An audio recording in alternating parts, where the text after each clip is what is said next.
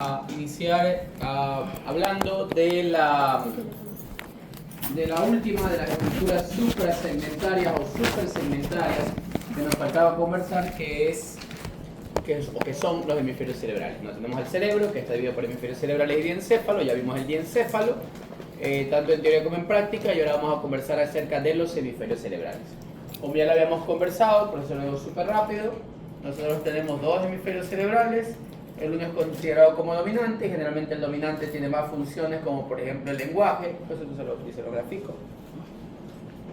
Y las formas de identificar el hemisferio dominante del no dominante era una forma muy fácil pero no tan fidedigna, que es preguntar con qué mano escribe. Si es derecho es el izquierdo, si es izquierdo pues ahí queda la duda, puede ser el izquierdo, puede ser el derecho, puede ser ambos.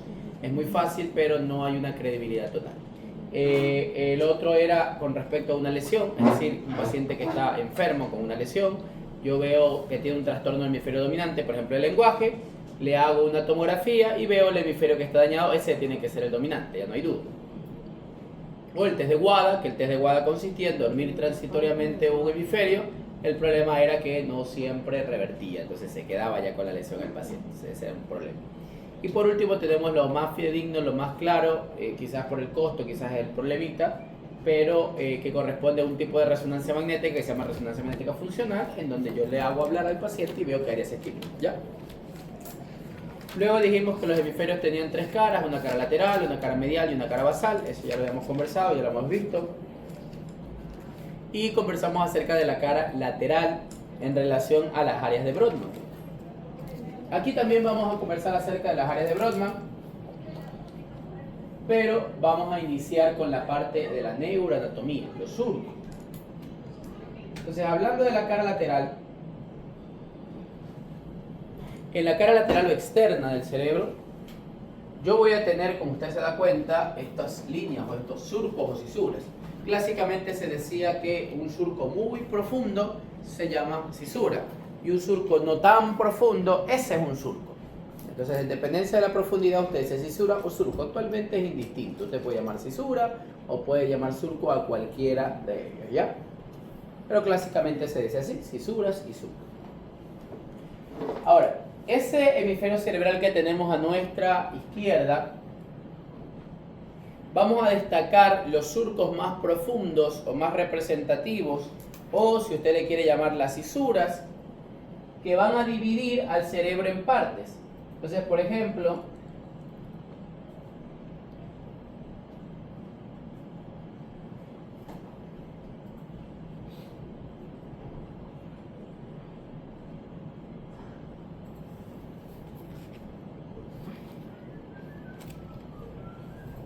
tenemos, mire aquí, esta estructura de aquí, que corresponde a la cisura de Silvio, ahora llamado cisura lateral, ¿ya? Es la cisura lateral, o también llamada cisura de Silvio, que crea como una especie de sonrisa en el cerebro. Esta cisura lateral de Silvio tiene unas ramas. Una rama que va hacia arriba le llaman anterior horizontal, y una rama un poquito más hacia atrás que le llaman ascendente o vertical, ¿ya? Hay otra cisura que nosotros vamos a ver, que se encuentra casi en el centro del cerebro, esta que está aquí, que se conoce como cisura central o también llamado de Rolando. La cisura central o también llamada de Rolando. Esta cisura central o también llamada de Rolando tiene dos características que la diferencian del resto de cisuras que tengan la misma disposición. Una, nace de la cara medial, no la veo aquí, pero luego vamos a ver que nace en la cara medial. Y dos, mire, este surco va bajando, naciendo de la cara medial, pero cuando llega no se abre en la cisura lateral o de Silvio, es decir, no la llega a topar. Entonces, por ejemplo, si usted se da cuenta, atrás hay un surco, pero ese surco, mire usted, ese surco sí nace aparentemente de la cara medial, pero llega a la cisura lateral, entonces no puede ser el de Rolando. Y este de acá que no llega, si ve que aquí no llega, pero si se da cuenta no nace de la cara medial porque nace por aquí. Entonces no cumple el criterio y por ende la cisura central es la que nosotros estamos marcando.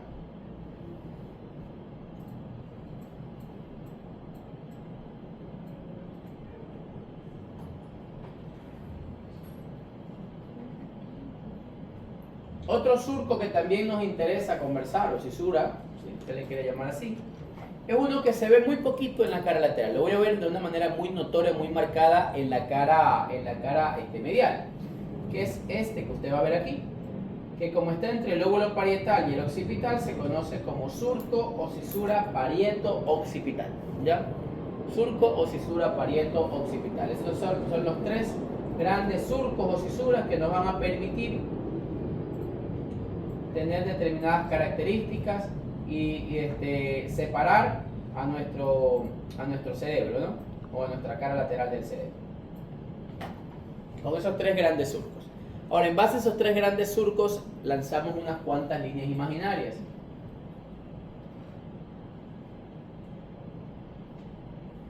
Entonces, mire, aquí si usted se da cuenta hay como una metidita. Esta se llama muesca preoccipital. Esta como aquí, esta de aquí, es la muesca preoccipital. Entonces yo lanzo una línea imaginaria que une el surco parieto-occipital con la muesca preoccipital. ¿Ya? Y además lanzo una línea imaginaria que me une esta línea imaginaria con el fin de la cisura lateral de Silvio. ¿Ya? Y debido a esas líneas imaginarias más los surcos o cisuras, yo ya puedo dividir a mi cerebro en lóbulos cerebrales. Yo puedo dividir mi cerebro en lóbulos cerebrales. Ya la llevo. Entonces, miren, por delante de la cisura central o de Rolando y por encima de la cisura lateral de Silvio tengo este, que es el lóbulo más grande del hemisferio cerebral, que es el lóbulo frontal. Por detrás de la cisura central o de Rolando y por delante de esta línea como imaginario, bueno, casi el surco parieto-occipital, yo tengo mi lóbulo parietal. Por debajo de la cisura lateral o de Silvio, por delante de la línea imaginaria que une este con este, tengo el lóbulo temporal. Y por detrás de esta línea imaginaria que une este con este, tengo el lóbulo occipital. Entonces así yo puedo ya dividir a cada lóbulo cerebral en base a los surcos que estábamos nosotros conversando. ¿Ya?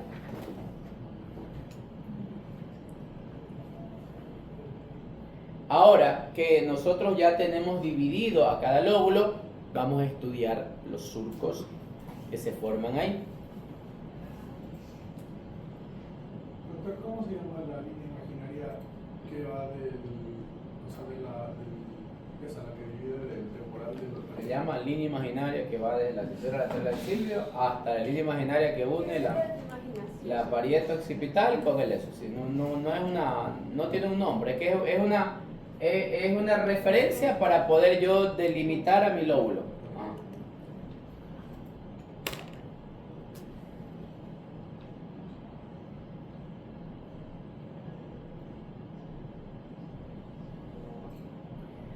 A ver, ahora entonces vamos a hablar por lóbulos, ¿ya? Entonces hablemos en primer lugar del lóbulo frontal, que ya sabemos cuál es la disposición en relación a lo que ya hemos conversado.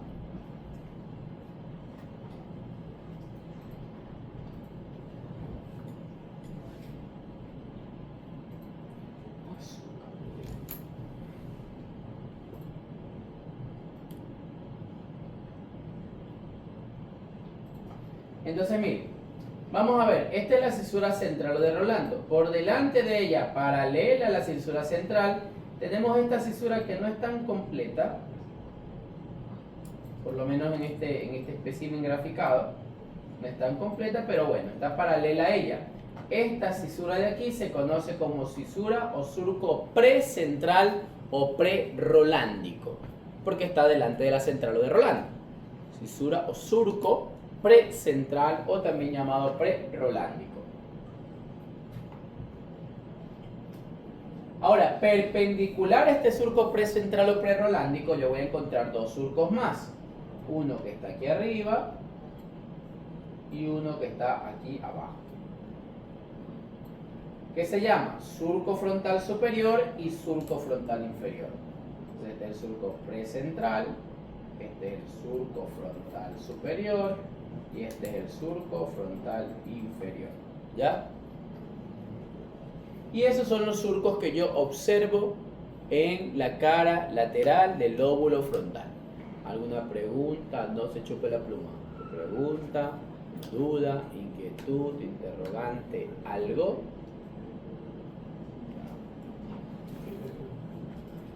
Ahora, estos surquitos de aquí,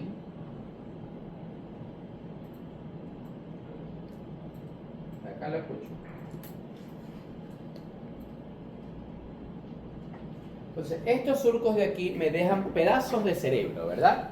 Entonces, este surco de aquí con la cisura de acá me deja un pedazo de cerebro, aquí me queda un pedazo de cerebro, o sea, entre ellas se forman pedazos de cerebro.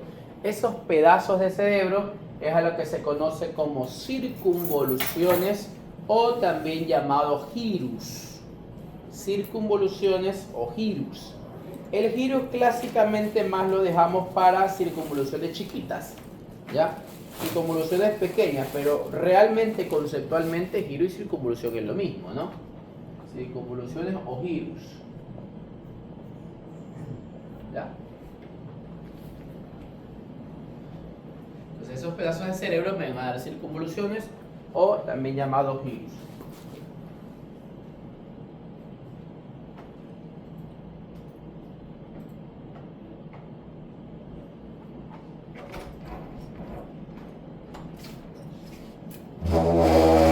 Ya llegó usted.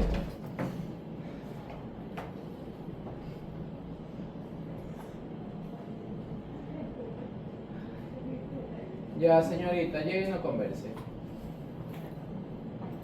Entonces, entre el central y el precentral vamos a tener a la circunvolución precentral, o también llamada prerolándica, ¿no? Circunvolución precentral, circunvolución prerolándica. Algunos también le llaman frontal descendente, ¿ya? Entre el surco frontal superior y el borde del cerebro, yo tengo a la circunvolución frontal superior. ¿Ya? Entre el surco frontal superior y el borde del cerebro, tengo a la circunvolución frontal superior. Entre el surco frontal superior y el surco frontal inferior, tengo a la circunvolución frontal media. Y entre, ya deje de conversar, Gavilán. Y entre el surco frontal inferior y la cisura lateral de Silvio, tengo a la circunvolución frontal inferior. Ahora, esta circunvolución frontal inferior, como usted se da cuenta, debido a esas dos ramas que tiene o que emana la cisura lateral de Silvio, se divide en tres porciones. Entonces, una porción sería esta de aquí, que es la que está entre el surco precentral y la rama ascendente. Y esta zona se llama la región opercular. Algunos también le dicen el opérculo frontal.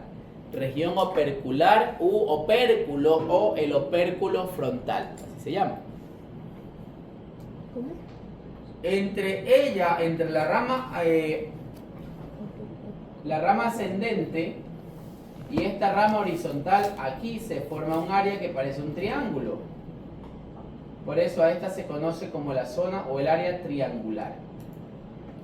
Y por último, por delante de esta cisura central, prácticamente ya casi en la cara inferior del cerebro, lóbulo frontal casi en la cara inferior, yo tengo en cambio a la región o a la zona orbitaria o las circunvoluciones orbitarias.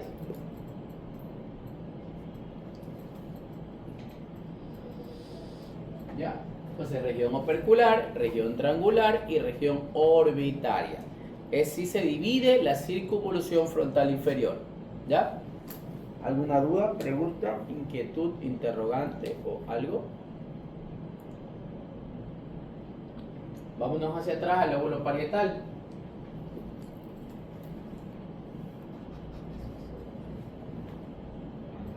Vamos a borrar el lóbulo frontal.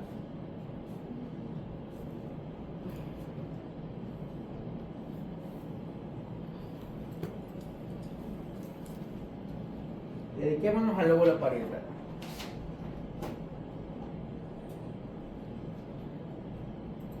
Entonces, en relación al lóbulo parietal, asimismo yo tengo una línea paralela a la cisura central o de Rolando, solo que está por detrás. Mire que esta línea parece que naciera de la cisura lateral del silvio, pero sí desemboca, pero parece que naciera de la cara medial, pero sí desemboca en la cisura lateral o del silvio. Ese surco se va a llamar surco post-central o post-rolándico. No, si usted quiere acordarse de Rolando, pues le pone rolándico, y si no se quiere olvidar a Rolando, pues le pone central, ¿ya?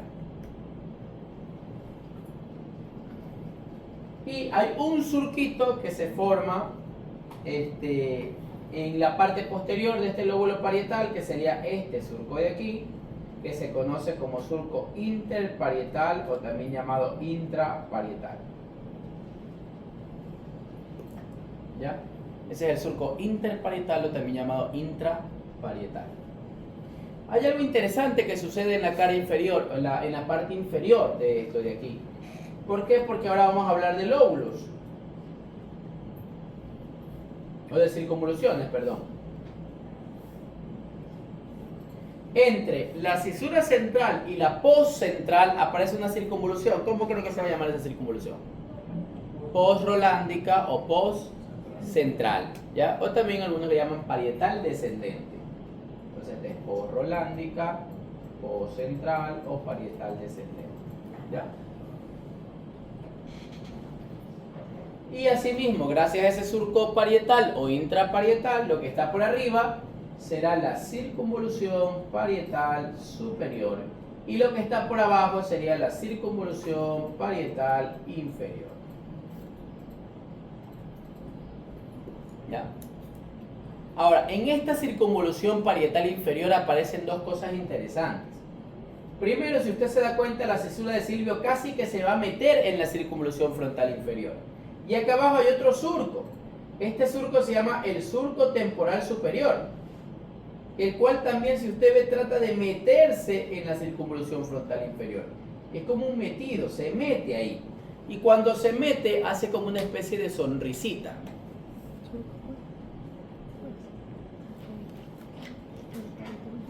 Entonces, mire usted, la cisura lateral se mete y este surco que se llama surco temporal superior también se mete. Entonces hace como una sonrisa, ¿no? Si usted sonríe, su boca como que se mete a nivel de la mejilla y le crea como un giro, como una curva, ¿ya? Como un pliegue.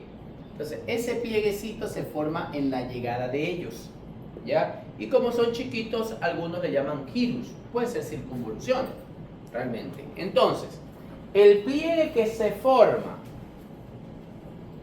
por la llegada del surco temporal superior, que más o menos sería como este de aquí, se lo conoce como el girus angular.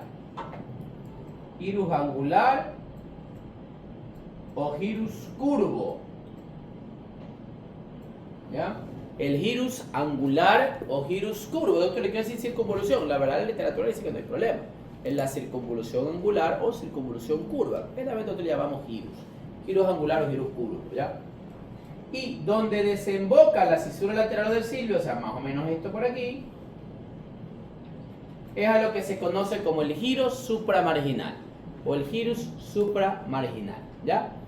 Girus angular, girus curvo, girus angular y el girus supramarginal. ¿Alguna pregunta? Bajamos al lóbulo temporal, ya conocimos ahorita un surco en el lóbulo temporal. En el lóbulo temporal yo voy a tener, por lo menos por la cara lateral, solo dos surcos. Un surco temporal superior y aquí abajo un surco temporal inferior. Son los dos surcos que yo tengo, ¿ya?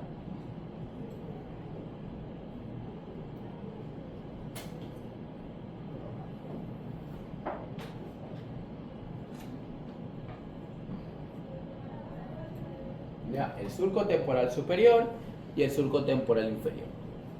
Estos surcos temporales superiores e inferiores, así como lo hicieron los surcos frontales del lóbulo frontal, van a dividir a este lóbulo en circunvoluciones. ¿Cómo cree que se van a llamar? Esta es la circunvolución temporal superior, esta es la circunvolución temporal media y esta es la circunvolución temporal inferior. ¿Por qué los giros se llaman? Porque el surco se llama surco temporal superior y el surco temporal inferior.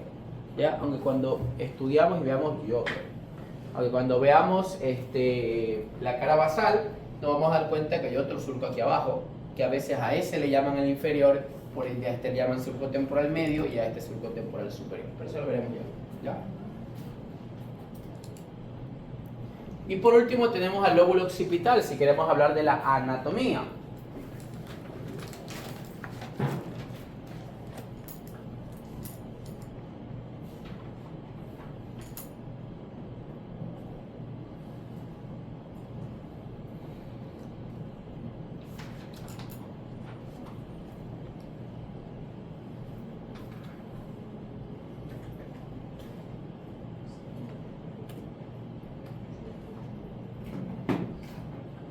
Entonces, el lóbulo occipital no tiene muchas riquezas anatómicas. Lo que me llama la atención, más que todo en la cara lateral, que es la menos notoria, es este surco que está aquí, que se ve muy bien en la cara medial, acá no se lo ve tan bien.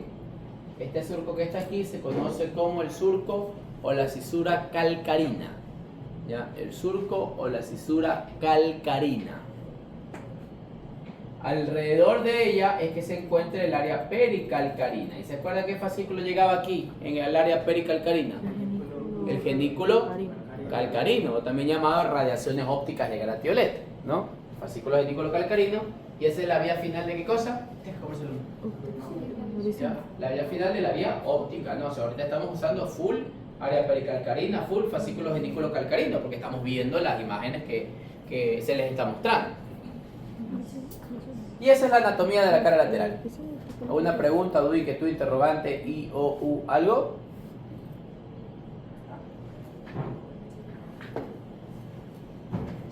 Entonces ya vimos la parte anatómica, ahora nos toca conversar acerca de la parte fisiológica, que ya lo hablamos y ya lo vimos en la teoría, ¿no? Lo vamos a recordar, lo vamos a repasar y pues bueno, pues ya queda afianzado eso.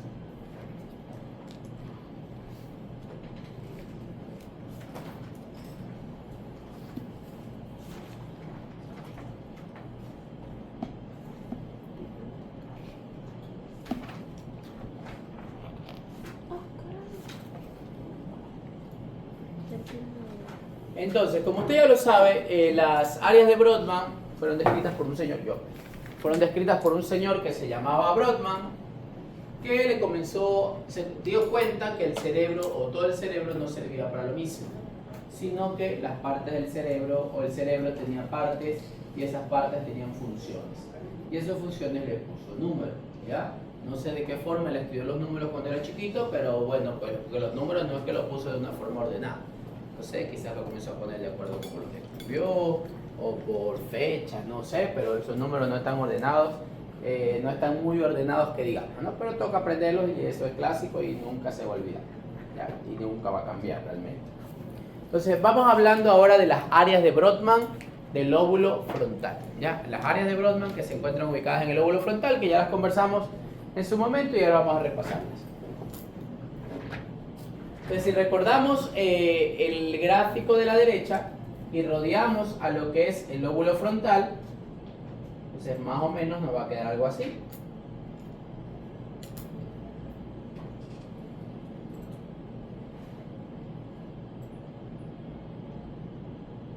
La cisura central debería estar por aquí sería lo de la cisura lateral,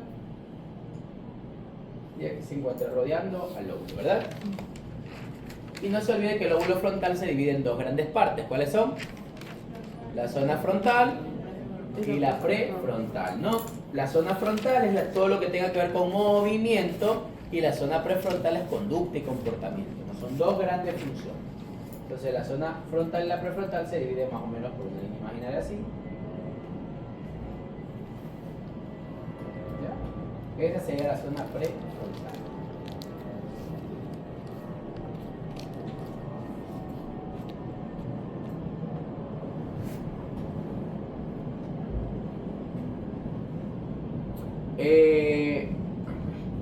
Hablemos entonces ahora del lóbulo frontal, primero en la zona prefrontal. De atrás hacia adelante lo primero que tenemos es el área 4, que usted la puede ver ahí, ¿no? El área 4 de Brodmann está clásicamente ubicada en la circunvolución precentral prerolándica o frontal descendente. Y ahí es donde sale la vía piramidal, ¿no? Que es la vía motora voluntaria. Por eso el área 4 de Brodmann se la conoce o se la considera como el área motora primaria. ¿Ya? Es el área motora primaria de donde nace la vía piramidal. ¿Ya? Hacia adelante del área 4 tenemos dos áreas, que es el área 6 y el área 8. ¿Ya? Entonces, mire, si recordamos el gráfico que está acá al lado, vamos a borrar todo lo escrito. Me llevo la basura ya.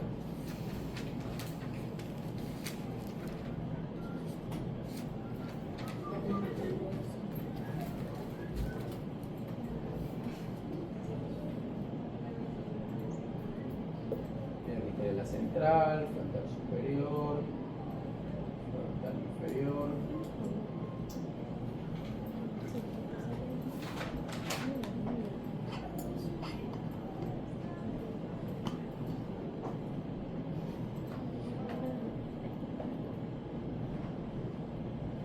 Y entonces mire, por ejemplo, esta es la circunvalación precentral, aquí debería estar el área 4, ¿verdad? Ya, sale. Ahora, el área 6 y el área 8 la encuentro más o menos en la circunvolución frontal superior y media. O sea, estaría aquí como que aquí el área 6 y un poco más hacia adelante el área 8. ¿Ya? El área 6 y un poco más hacia adelante estaría el área 8. El área 6 y el área 8 son consideradas como el área motora secundaria. ¿Ya? Son las áreas motoras secundarias. Incluso ahí tenemos la zona premotora y la zona motora suplementaria. Ya, que son partes del área motora secundaria. Ya, aquí en 6 y 8, más o menos por ahí. Ya. El área 6, usted ya recuerda que es la que se relaciona con quién, con el cerebelo, ¿no? Por el fascículo larguísimo, que es el corticoponto cerebelo dentro del tálamo cortical, y que ahí sale el 6 y vuelve el 6.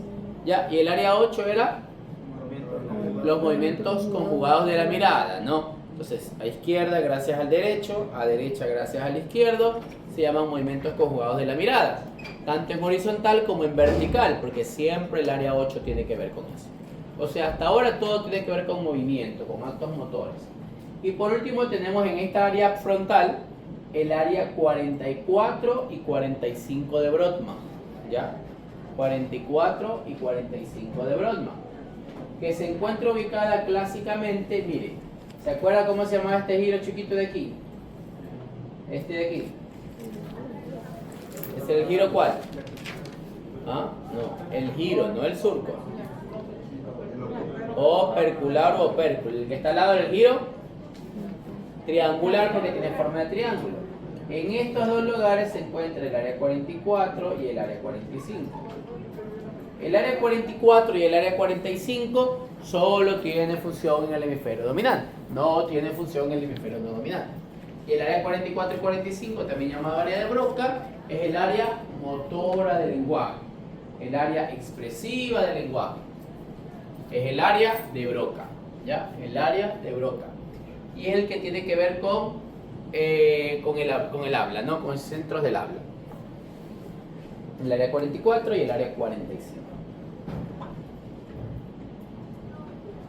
Y esto es la zona frontal del lóbulo frontal. ¿Alguna duda, alguna pregunta, alguna inquietud, interrogante, algo? Ya. Vámonos a la zona prefrontal ejecutiva. Dentro de la zona prefrontal ejecutiva yo voy a tener dos grandes grupos, ¿no? Tengo como que el grupo de los juiciositos y el grupo de los alocaditos. ¿Ya? El uno es muy juicioso, muy correcto, lleno de valores, quiere hacer siempre lo correcto. Y el otro es totalmente lo contrario, él hace lo que le da la gana, no le importa la consecuencia que vaya a provocarlo, siempre y cuando él tenga satisfacción, bla, bla, bla. Son dos grandes grupos, están dentro del lóbulo frontal.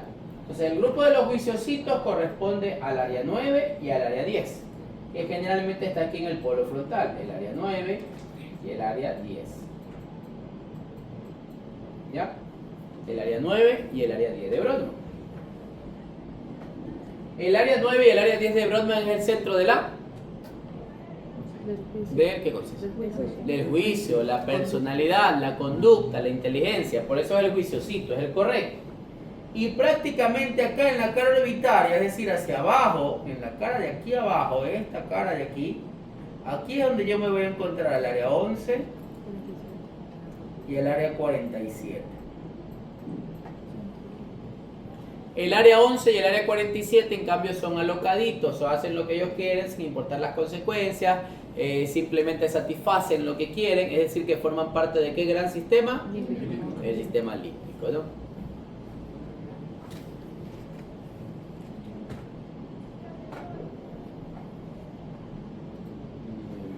Me dijeron que puse el área 4 atrás.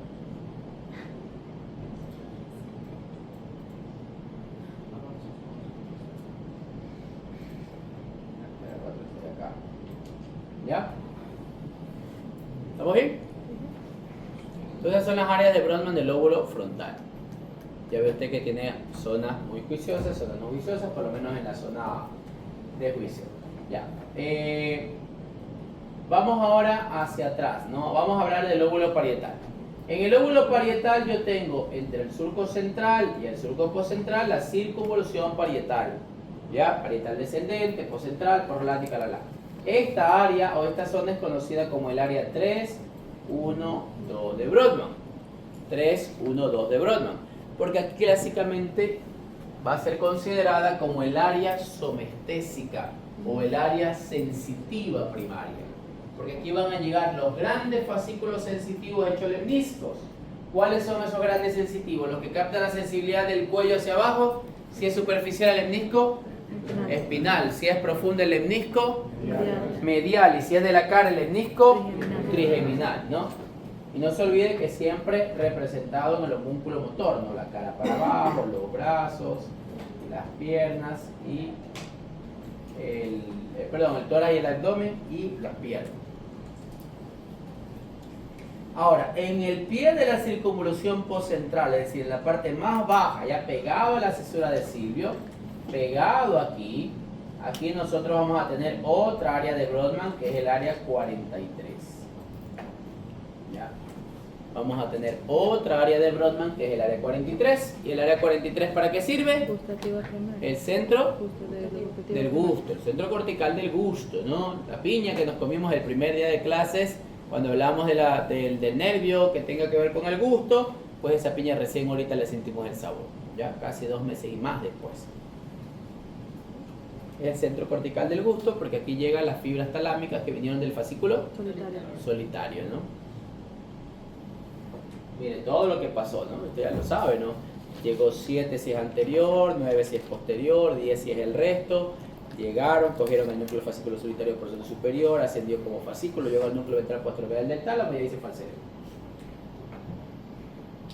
Hacia atrás yo tengo la circunvolución parietal superior y la inferior que me la accidentaron con esos elementos que hay ahí, ¿ya?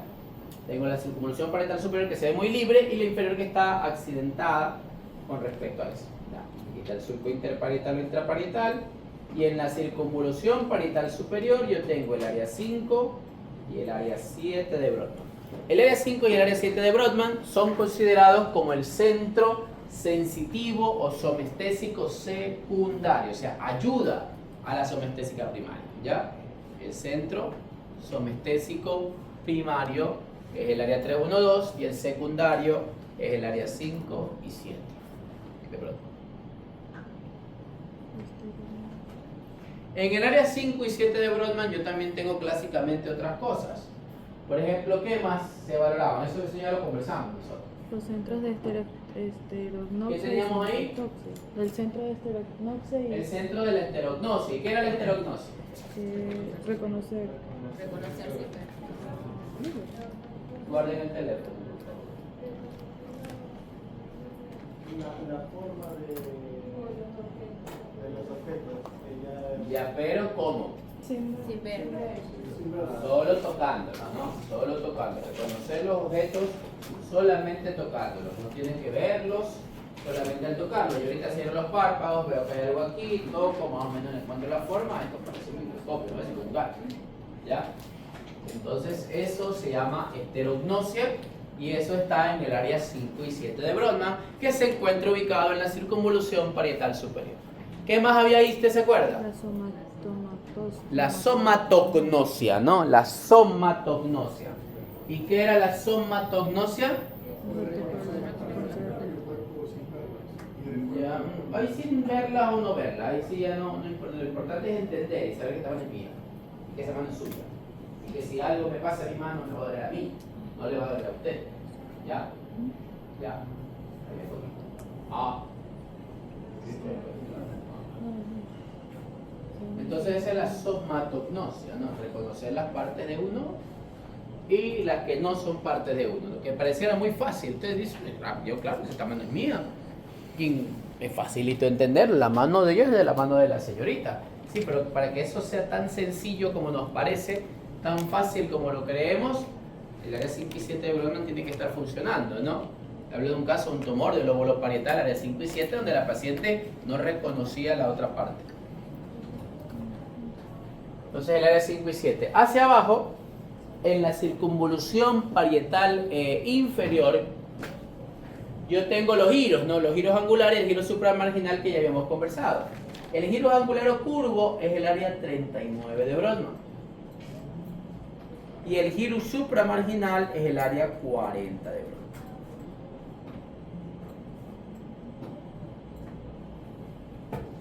Giro supramarginal y el giro angular.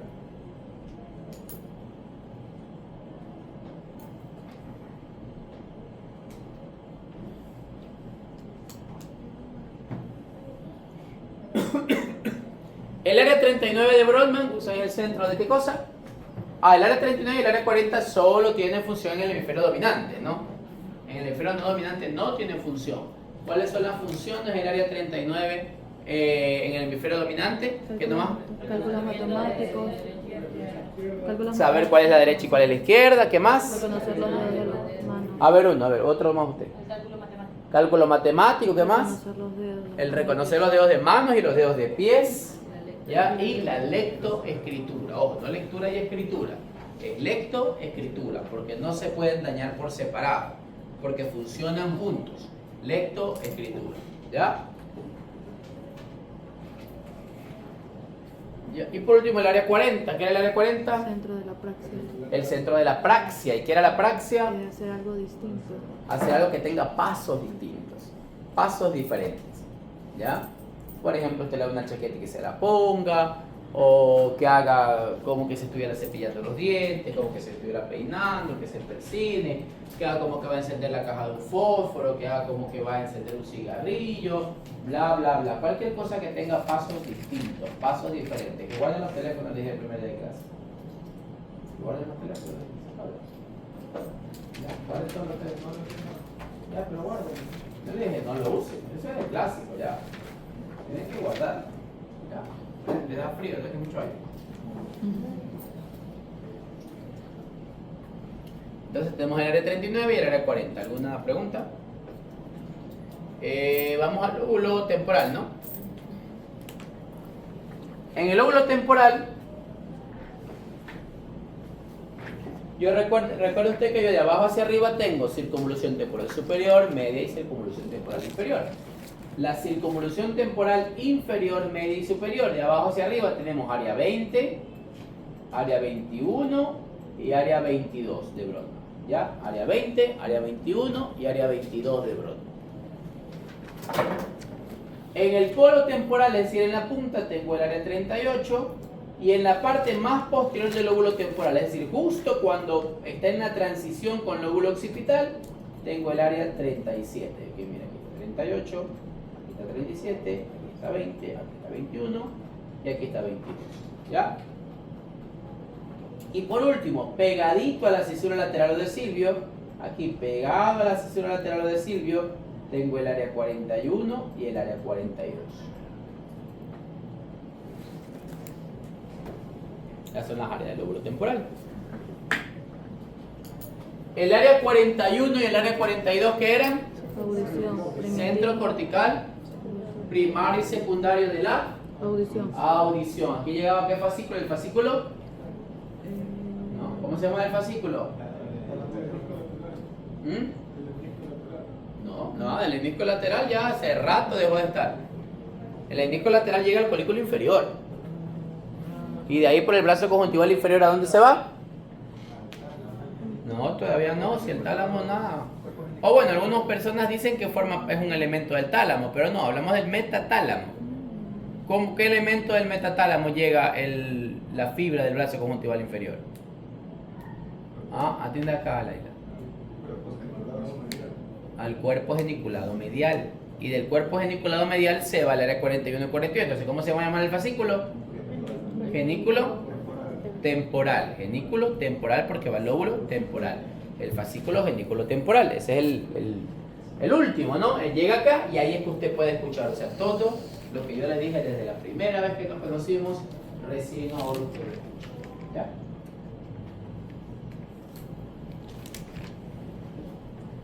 Como les dije, de abajo hacia arriba tenemos 20, 21, 22. La que me interesa es la del área 22. El área 22 de Brodmann solo tiene función en el hemisferio dominante. Y nada más que en el hemisferio dominante. ¿Ya? No tiene función en otro lado. El área 22 de Brodmann es considerada como el centro o el área de Wernicke, ¿no? El área de Wernicke, que es la comprensión del lenguaje sensitiva del lenguaje. ¿Ya? Es decir, en la que comprende el lenguaje. Porque decíamos, no es lo mismo que me digan cómo me llamo y yo diga yo me llamo Roger, a que me digan cómo me llamo y yo diga que los perros están saltando en el agua. Estoy hablando, es decir, Broca no está con problemas, pero no estoy comprendiendo. Aquí el problema está en Wernicke. ¿Ya? Hacia adelante tenemos el área 38. El área 38 de Brodmann tiene una relación muy estrecha con un elemento límbico que se llama el complejo nuclear amigdalino. Este elemento límbico, que se llama el complejo nuclear amigdalino, tiene que ver con múltiples funciones que ya en la teoría se los va a conversar, pero dentro de sus múltiples funciones se encuentra el miedo. Por eso el área 38 de Brodmann clásicamente se la considera como el centro del miedo. En cambio, hacia atrás, relacionándose con el lóbulo occipital, tenemos el área 37 de Brodmann. ¿Se acuerda cuál es la función? El centro de la prosopagnosia. Prosopagnosia. Prosopagnosia. ¿Y qué era la prosopagnosia? Reconocer rostros, ¿no? Rostros conocidos de desconocidos. Los rostros de los amigos, de los papás, de la mamá, de cualquier persona, no sea bueno o malo. Incluso usted ya tiene un rostro ya más o menos conocido de alguien que es una mala persona, una persona que actúa de forma inadecuada, pues usted ya lo ve y huye. Ya, reconocer rostro, esa es la prosopagnosia. Y mire cómo está pegadito, porque el lóbulo temporal, aunque no es un área de Brodmann en la memoria, pero el lóbulo temporal tiene que ver con la memoria, porque tiene una estrecha relación con el hipocampo, que es el centro de la memoria, solo que no es un área de Brodmann. Entonces mire cómo el lóbulo temporal, que tiene que ver con la memoria, se relaciona o está aquí en su transición con el lóbulo occipital, que tiene que ver con qué cosa, con la visión. Entonces mire cómo yo relaciono la visión con la memoria, es una memoria visual. O sea, usted ve ese rostro es de mi papá, ese rostro es de mi mamá, ese rostro es de mi amigo, ese rostro es de alguien que me cae mal, ese rostro es de alguien que me hizo daño, ese rostro, lo que usted quiera ver. Pero con la visión lo ve y con el temporal lo recuerda y asocia con algo positivo, negativo o neutral. Ya, mire la importancia de la localización de la lesión, o la localización del área.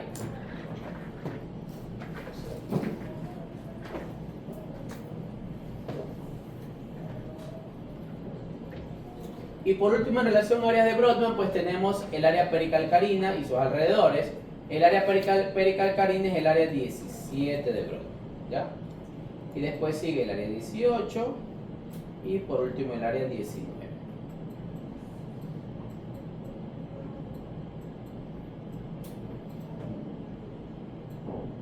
(17, 18 y 19). El área 17 es el centro cortical de la visión, donde llega el fascículo genículo calcarino, y 18 y 19 son centros secundarios que tienen que ver más con apoyo de colores, etcétera, etcétera, etcétera, etcétera. ¿Ya? ¿Alguna pregunta? ¿Duda? ¿Inquietud? ¿Interrogante? ¿Algo? ¿Dicho? Bye bye. ¿Cómo se llamaba el reconocimiento de rostros? Prosopagnosia.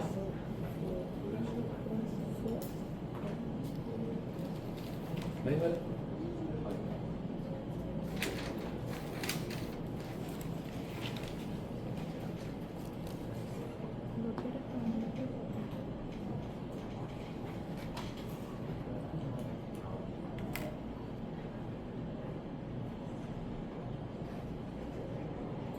Vamos a hablar ahora de la parte de los síndromes. Vamos a ver frontal y temporal, ¿ya? Solamente frontal y temporal. Como ustedes, como vemos teoría también, avanzo a veces un poquito más rápido, pero no me gusta quedarme luego el desbalance con el otro grupo que como no les doy teoría, pues conozco cómo vamos en la teoría y por eso trato de hablarles un poquito de más cosas. Entonces, pero tratemos de ir iguales para no ir con ustedes un poquito más adelantados, otros menos. Entonces vamos a hablar de frontal y temporal y el resto ya lo vemos otro día. Hablemos de frontal y usted ya sabe que frontal área 4 es motora, ya sabe que área 6 es coordinación, que área 8, si me daño el área 8 derecha, ¿dónde va a mirar el paciente? Hacia la lesión, o sea, mira a la derecha porque la izquierda mira a derecha, ¿ya? Que si me daña derecha o izquierda, mira para allá. Siempre el paciente va a mirar a su lesión si se daña un área 8, ¿verdad? Y luego bajamos 44 y 45, se daña el área de Broca y entonces se va a llamar a eso, ¿cómo se llama el trastorno del lenguaje por lesiones de hemisferios dominantes? Afasia. Afasia, ¿ya? Afasia. Esa es clásicamente la diferencia con la disartria. Dice, doctor, pero tú me dijo que disartria era trastorno del lenguaje, pues cuando se dañaba el núcleo ambiguo, cuando se dañaba el 12, la disartria cerebelosa y todo ese tipo de cosas, ¿ya? Póngame el bolso.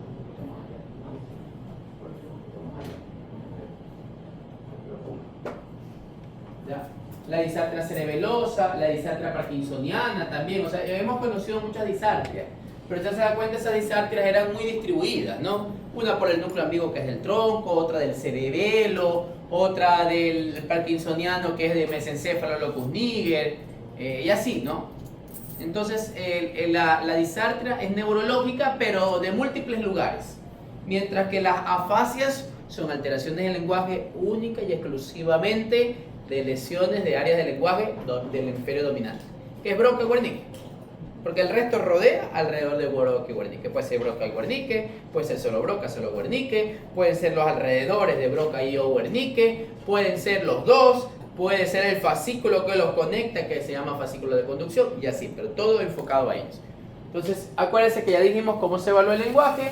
Evaluamos fluidez, ¿ya? Fluidez del lenguaje, que es hablar. Cómo se llama, qué ha hecho, qué hizo ayer, cuál tiene su vida, bla, bla, bla. Luego la comprensión del lenguaje, que es comprender. Puede hacerlo por lenguaje verbal. ¿Cómo se llama? Yo me llamo Roger. ¿Qué hizo ayer? Bueno, yo di clases. ¿Ya? Ese tipo de cosas. O lenguaje no verbal. Señor, levante el brazo, levante la pierna, saque la lengua, cierre los párpados. ¿Ya? Entonces, de la forma que usted ve. Por hecho, de ambas formas.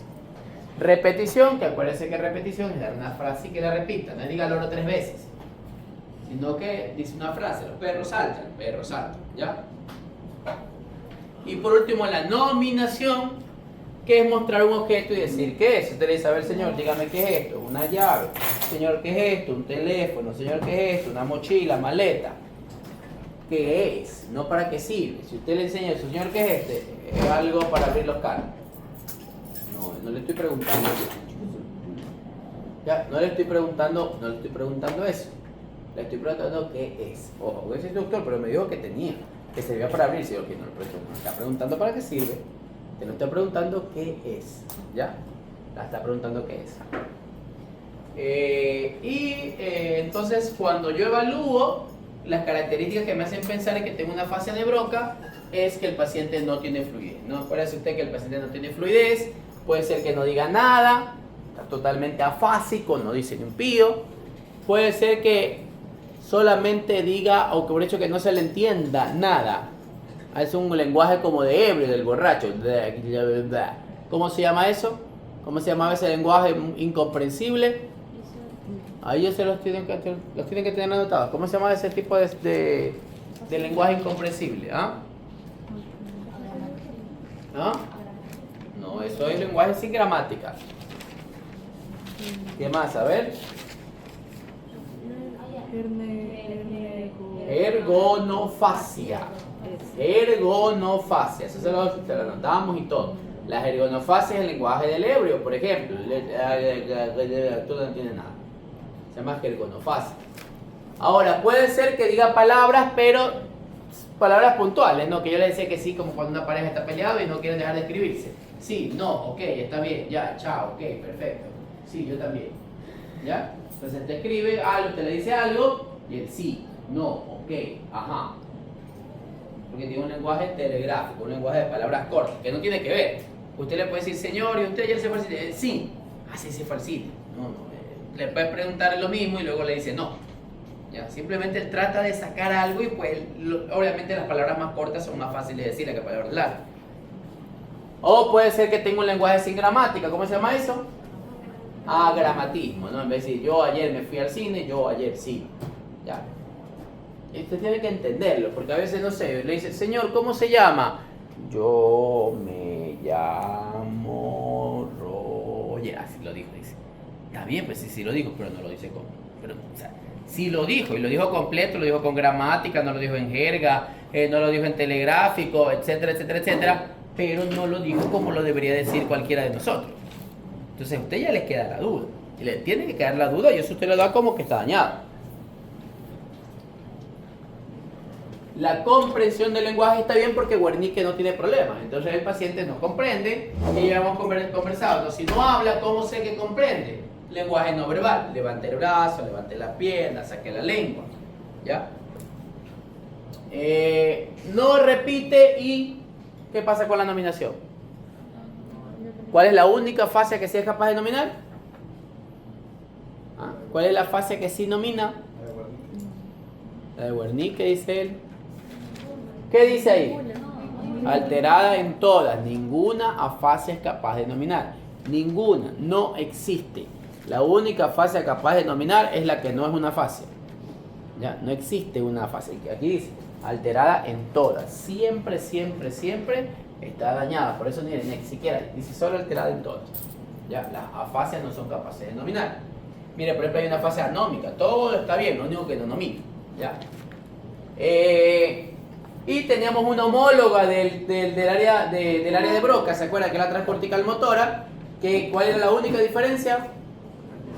La repetición. Es muy parecida a la de Broca, pero tiene capacidad de repetición. Puede repetir. Doctor, pero si tiene un lenguaje telegráfico, repite. Sí, ellos sí pueden repetir. ¿Ya? Es decir, cuando intenta hablar normal, no habla, pero cuando usted le da una frase, ahí sí la repite. Ya, eso es una transcortical motora.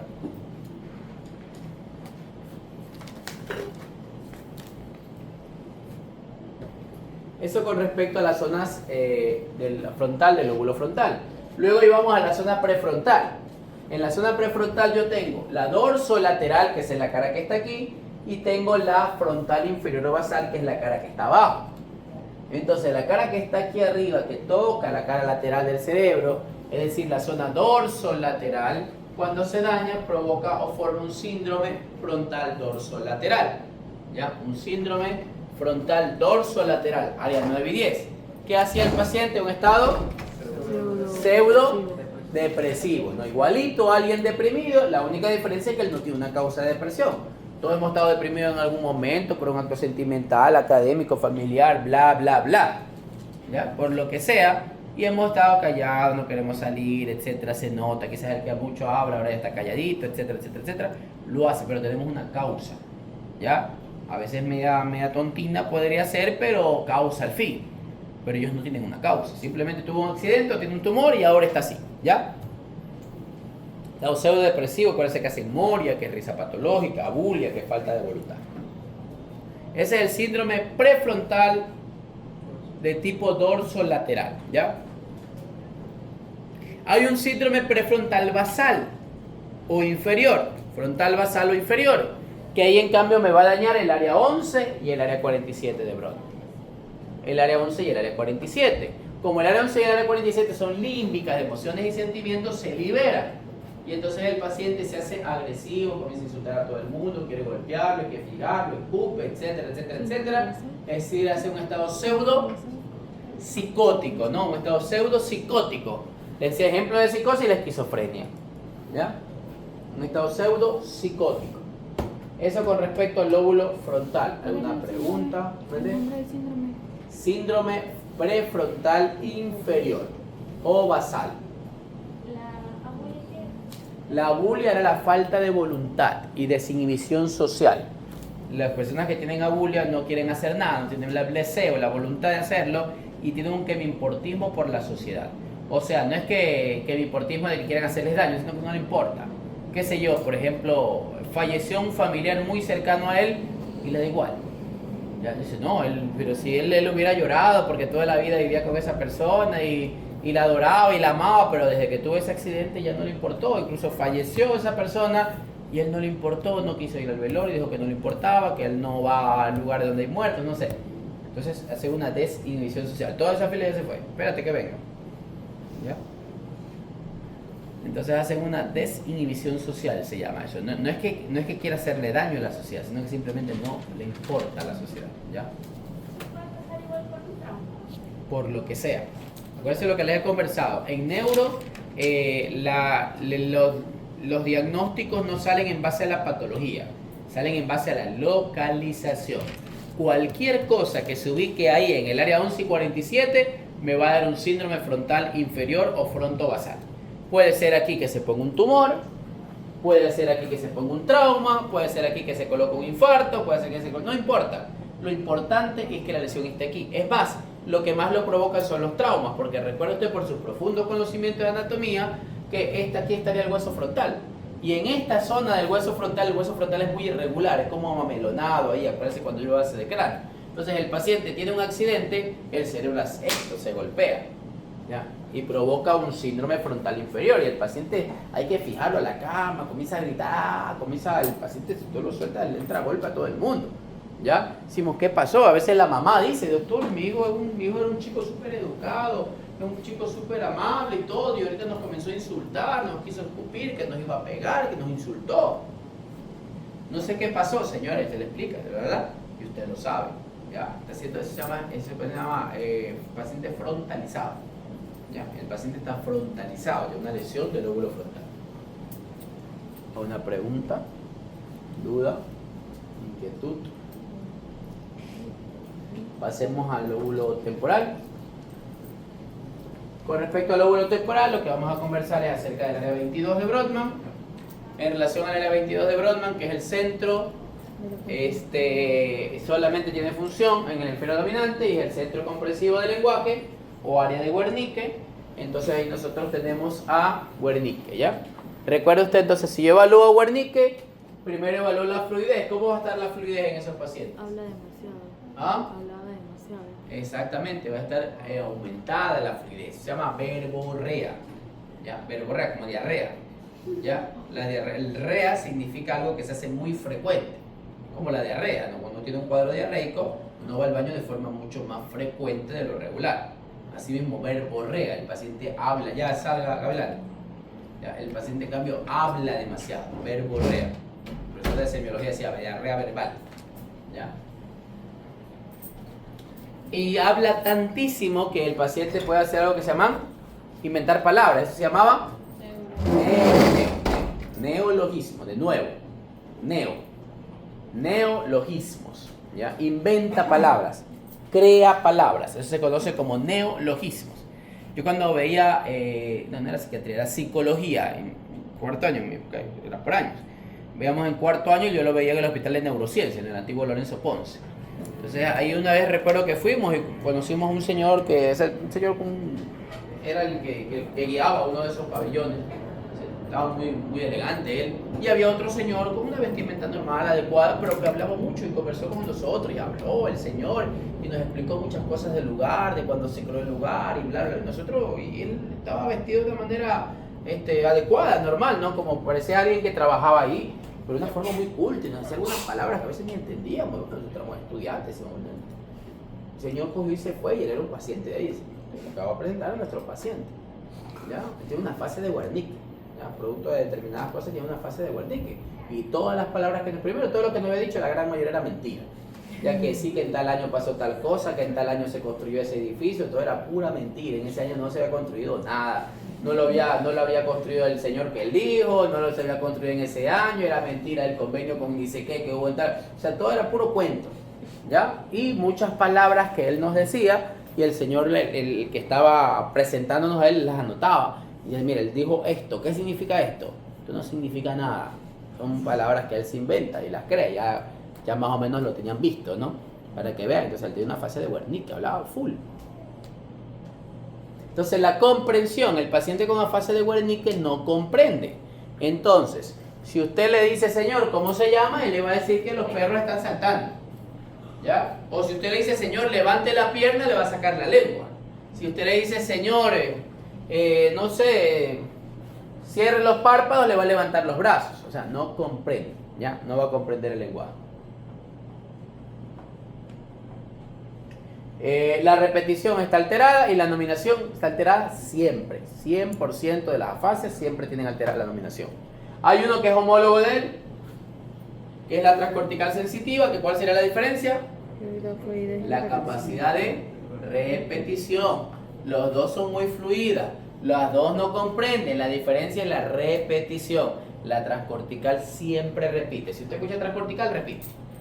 ¿Ya? Si escucha transcortical, eso repite. Motora o sensitiva, repite. Ahora, también se pueden dañar las dos. Cuando veamos vascularización, vamos a ver los síndromes neurovasculares en cambio. Cómo identificar el vaso culpable. Entonces, se pueden dañar las dos. Si se dañan las dos, se llama fascia global o mixta. Entonces, ya el paciente pierde todo. O sea, primero fluidez, no habla, o habla poquito, habla en jerga, etc. Cuando usted valora la comprensión, señor, levante la pierna, le saca la lengua. Señor, levante los brazos, se para. Entonces usted dice, no comprende tampoco. Con repetición no repite y no nomina. Y si puede repetir, ¿cómo se llamaría? Transcortical global, ¿no? O global transcortical, si lo quiere decir. ¿No? Generalmente decimos primero la palabra transcortical. ¿Ya?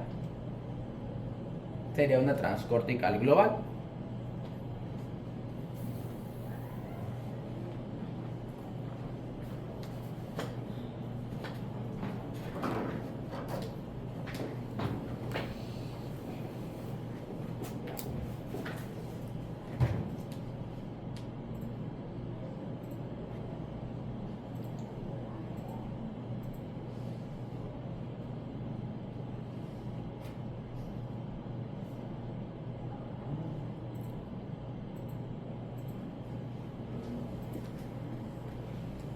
Matías Avilés, Alejandro Cabrera, Laila Chancay, Dagna Cherres, Angie Espín, Dominic Figueroa, Rubí Figueroa, Pedro Gavilanes. Sí, yo sé. César Landívar, Adamaris León, Vanessa Madrid, Sebastián Morales, sí, yo sé. Camily Morales, Tiffany Reynoso, Iván Reyes, se nos fue al baño, se va a su casa. Sofía Robalino, Nicolás Romero, Isabel Vaca, Sebastián Valet y Richard William, que también está en el baño, pero en su casa. Listo, jóvenes, como lo digo, para no irnos adelantando con el otro grupo, con ustedes es un poquito más fácil esto, vamos a dejarlo ahí. Los compañeros que yo diga qué es esto. Un marcador, estás nominando, le estás dando un nombre a esto. ¿Qué nombre tiene? ¿Qué es esto? Mi celular, eso, le está dando un nombre, se llama nominar. Y no tiene, no hay, o sea, como que esa categoría no entra en ninguna de las fases. O sea, nominación es uno de los elementos que yo utilizo para evaluar el lenguaje. Entonces, cuando yo evalúo el lenguaje, evalúo qué tan fluido habla, evalúo si comprende lo que yo le digo, evalúo si repite las frases que yo le doy y evalúo la nominación, que es que le dé el nombre a los objetos. ¿Qué es esto? ¿Qué es esto? ¿Qué es esto? Entonces, cuando el paciente tiene una fase, sin importar cualquier fase, pero lo que vemos son las más clásicas, la fase nominal, la fase productiva, ¿verdad? El paciente que tenga afasia no puede nominar. Ninguna afasia es capaz de nominar. O sea, si tiene afasia de Wernicke, transcortical sensitiva, transcortical motora, global, transcortical motora, ningún paciente es capaz de decirle qué es esto cuando usted le muestra. No pueden nominar. ¿Ya? Listo.